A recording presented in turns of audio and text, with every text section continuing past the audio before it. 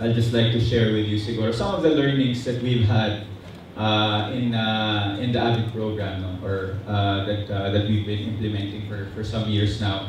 My job actually right now it's actually easier kasi magaganda na yung mga narinig ninyong examples, no? And it's really underscoring what has already been shared this morning. But siguro I'll start with a bit of a background, siguro history of how I got here. When I started managing the program, it was supposed to be pangsamantala, no? Naging pangsamantagal. It was supposed to be an interim engagement. I started this. I was back then working with an Australian organization called Hassel and Associates, and as a project manager. And we were approached by Australian International because they needed an in-country manager very soon. And so I got the job very supposedly just for 3 months, no? So what was supposed to be a 3-month interim placement for me is now over 8 years. At may storya behind that. No? There is a story behind that. When I was working with, my background has been working with consulting companies. And so I was working with a lot of consultants, working on projects, large-scale projects managed, funded by the World Bank, ADB, JICA, OSA. And they were really very macro, high-level type projects. And it came to a point that I was questioning, whether what I was doing actually made contributions to the development of the Philippines. I think that's the biggest struggle in America in our line of work when we're working in program management. You can't really see whether you're making an impact straight away. And when I started working on what was then the Australian Youth Ambassadors for Development program, it changed me. More than anything else, I got inspiration. It came to a point kasi when I started managing it, that was a point in my career siguro that where it was really low. I was doing multiple projects. I was really very busy, but wasn't really feeling that I was fulfilled. I didn't really feel that it was meaningful work. But when I started working on the program, I started working and engaging with volunteers. And I started working with organizations like and people like Nina, Sina Sir Pete. That really changed me. That changed my outlook. That changed what I wanted to do. And that's when I decided I think I want to do this for longer. And I want to engage in projects that I feel very passionate about. And the volunteer programs is something that I've been really very passionate about. I don't think I would last this long in this job, 8 years, kung wala yung if the passion is not there. It's often a very challenging job. In a lot of times it could be a thankless job, but then again the inspiration is never short. No? So and I thank the volunteers and the host organizations for continuing to provide us with the inspiration to continue the journey within the volunteer programs. I remember the one time one of my first visits as an in-country manager to a host organization was in Rojas in Mindoro. It was in Mina's school, at the farm school, and that after that visit I felt, wow, this is what I want to do. I want to be engaged more in the grassroots. I want to really I want to be inspired every day, and that's what the volunteer program has done. But there were things that I felt I needed to change on how the program was being implemented or how it was being run back then. No? And that's where I guess a lot of these learnings that I'll be sharing with you is coming from. Firstly, when I started with the program in 2006, the program was very volunteer focused. It was volunteer centric, and I felt that it was missing out on what it was really supposed to be about, and that's the host organization. This program is a volunteer program, yes. Our main resource are volunteers, passionate people.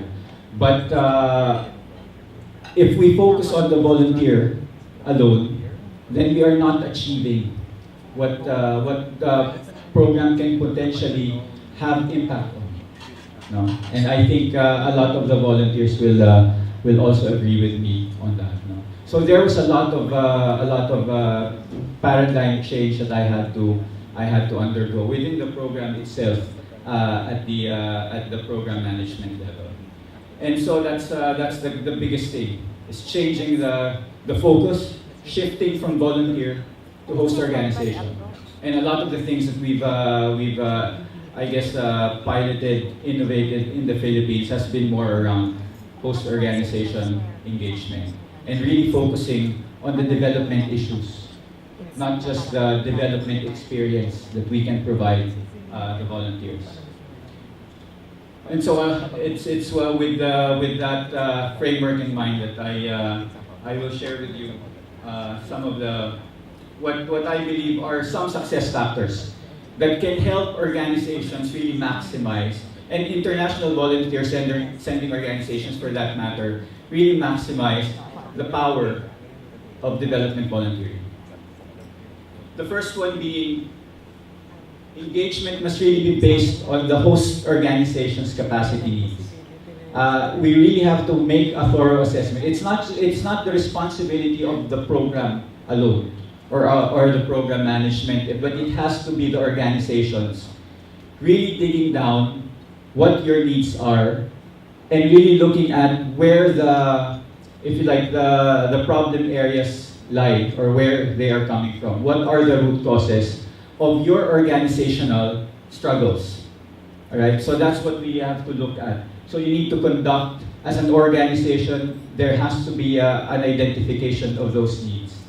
And I remember back in the day when I started, I wasn't really too popular with Director De Vera and PNDSCA kasi they wanted volunteer programs to be focused on projects, community service delivery straight away. And I was saying, sir, we need to strengthen the organization first internally, no? And we need to really look at how we can help them first become, I guess, more sustainable, so that their services will become more effective and in the long term will become more sustainable. So that's really how we started the dialogue with PNDSCA. And so that's where we started sending volunteers that were not community-based, but were more, if you like, organization-focused.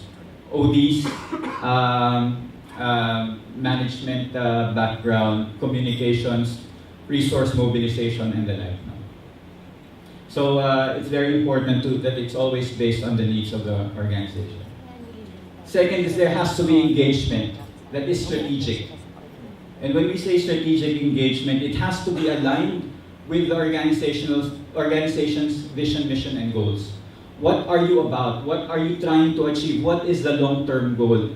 We're not sending volunteers just for the now, just to meet a present need. But we want the volunteer contribution to help you in the longer term. That is the focus that we put in, and that's why, to answer your question kanina ni ma'am, why have we had so many volunteers with the farm school, with ALS? Why has it been long term, 7 years for some? It's because we had to approach it programmatically. It has to be a strategic approach so that we can actually see and build on the gains that we have started within that organization. We can't just leave the organization, at the phase where they still have very significant gaps, if you like. No? So it has to be based on that. When we say programmatic plan, it also means following a project approach. It has a timeline. There's a start and an end. It has very specific goals and objectives. Currently, the farm school is one of our really good examples, but there are other organizations we've worked with following a programmatic plan, including si Kathy nakita kanina, Bahay Tuluyan. We've also worked with an organization in Negros, the Pagbago, which is a Federation of People's Organization. When we started working with them, their vision was to have their own self-sustaining income-generating project that is based on organic agriculture. And they had a vision of establishing a biofertilizer plant. It took them about 5 years, but now they have that. They're the first certified organic biofertilizer plant in the whole of Negros Oriental. And that was through successive placements by volunteers. And now they're running it on their own without any volunteer support. So this is where, this is where I think we can really do a big impact in terms of the volunteering sector. Not just international volunteer programs, but also in the local volunteer initiatives, the national volunteer initiatives. Let us make our initiatives programmatic. Let's be strategic. It's not just about sending people to do work, but it has to be sending people to do meaningful, long-term and sustainable work. The third point is really collaboration. It can't be volunteers working on their own. There has to be a partnership, well-established and working with the local host organization and the volunteers. And in a lot of cases, it has to involve other stakeholders, especially the communities. So it has to be collaborative. It has to be a partnership, and it has to be the organization really providing the direction, and the volunteer or the volunteers merely providing the technical support that is required to achieve the organizational goals and objectives. Because ultimately, what the volunteer is doing is really for the benefit of the organization in the long term, or the communities that you are working for, more importantly. So that's the third point. And that's really the key messages that I would like to impart, the sharing that I would like to do this morning, and probably a bit of something I'd like to leave as a challenge for other organizations, for host organizations, and also for some of our partners also in the volunteering community. Development volunteering can be a powerful tool if it's harnessed really effectively. We've seen it happen. You've heard some of the great stories here this morning. You'll hear some more this afternoon. So it is a really powerful tool, and I hope and pray na we can really gain and move and improve and develop as a nation by really utilizing the power of volunteerism, because it can really change lives.